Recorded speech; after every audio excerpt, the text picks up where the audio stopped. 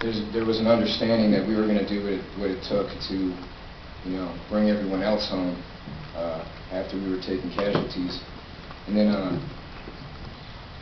on December 21st, 2004, right before I left, about a month before, I left that morning to go on a dismounted patrol. And we were undermanned at that time. It was myself, one other non-commissioned officer, platoon leader, and a medic. And we went on a dismounted patrol to secure a hostile area for the log pack that was coming in, the morning log pack. And we were walking down a small dirt path on the side of the Tigris River, and we came up on this field, I guess you would call it, and we were kind of behind a whole row of houses. Like, there was the road, and then there was the houses, and then behind that there was the fields and livestock and whatnot of the people who lived in the houses, and then there was a river. And we were engaged. As soon as we broke the threshold of the field, which was kind of lucky that they didn't let us walk right into the middle of it, my platoon leader was hit in the shoulder and wounded, and he and the two other individuals on the patrol ran into I guess, low ground. The road was a little elevated, and I jumped into a trash ditch on the side of the road, like right on the other side, and there was a little barbed wire fence in front of me that had palm fronds woven into it. And at that point, I didn't know where the fire was coming from. I had a 203 and the radio. I was having some difficulty, firing back and talking at the same time. I gave up the contact report and then just proceeded to suppress the area with my 203 grenade launcher. I looked over, and my platoon leader was firing back with his good arm, and the other guys in my platoon were firing back with everything they had. And there was this house that was directly in front of the field, and the first shot I didn't hear, so I thought it may have come from inside of the building, and I started shooting grenades at and into the building. I shot, I think, 3 grenades, and proceeded to keep firing, and then I shot a flare into the air to try to tell the Bradleys that were supporting us, where our position was.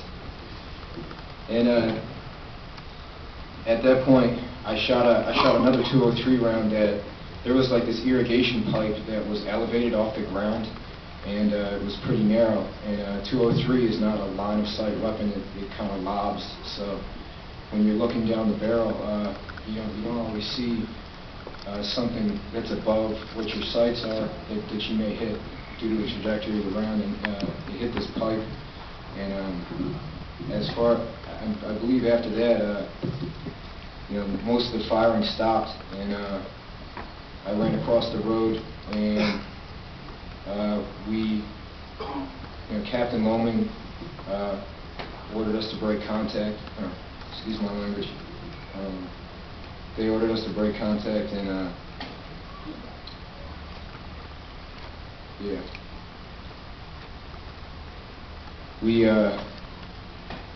the Bradleys that were trying to make it through to our position while we were cut off and pinned down, they came up the road, and we evac'd my platoon leader to the Bradley, the first one of the Bradleys, or his track, and got him to the medevac, and the other track came down, and me and the other individual on a patrol with me stayed to lay down suppressive fire while he was going up this elevated terrain that was exposed. And the Bradley came through, and I mean, there was maybe about 2 or 3 minutes after we stopped firing, and I got in the back of the one Bradley, and they said, where did it come from? And I just said, you know, the basic area it came from, which included the house. But I don't, actually at this point, thinking back on it, I don't believe that the rounds were coming from the house. They were coming from trees, like a date palm orchard that was, you know, adjacent to the back. And I mean, we basically suppressed the entire area with 25mm high explosive rounds. And like the 25mm chain gun, which is the armament on a Bradley, is quite an effective weapon, an efficient weapon. It fires automatically, and every round is like a hand grenade traveling thousands of feet per second. The area sustained considerable damage, and you know, it wasn't. That was pretty typical of an engagement.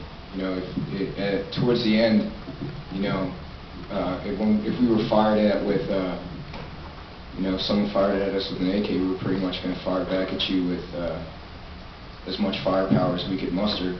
And it didn't matter at the time that it was in a civilian area, you know. And it was pretty much understood that we were weapons free on 25mm, and that if someone shot at you in the city, you know, you could use however many rounds were in your discretion to pacify the situation. And on several occasions, we were in